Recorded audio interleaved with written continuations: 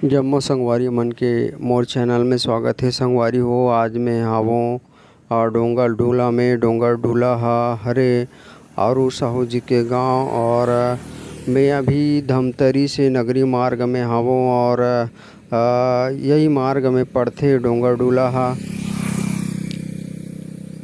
डूला धमतरी से लगभग 50 किलोमीटर है। संगवारी हो, तो चलो आज हमन आप मन ला आरू साहू जी सिंगर के घर ला दिखाने वाला हन, तो वीडियो में बने रहो। संगवारी हो, ये हरे गांव के पहुंच मार्ग, और ये है फिलहाल अभी कच्ची है, और यहाँ से हमन ला होके जाना पड़ही। तो ये घर स्टार्ट हो गए, दिखना प्रारंभ हो गए।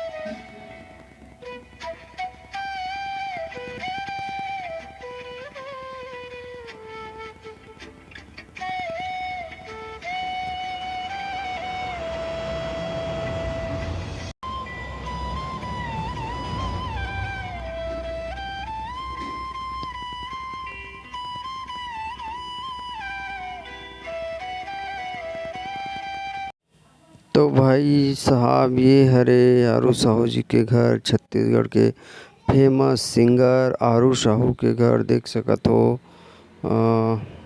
संगवारी हो, आप मन ला बता दें, यहाँ से नगरी है लगभग 10 किलोमीटर है, और नगरी में भी आरू साहू जी के घर और मेडिकल शॉप हवे।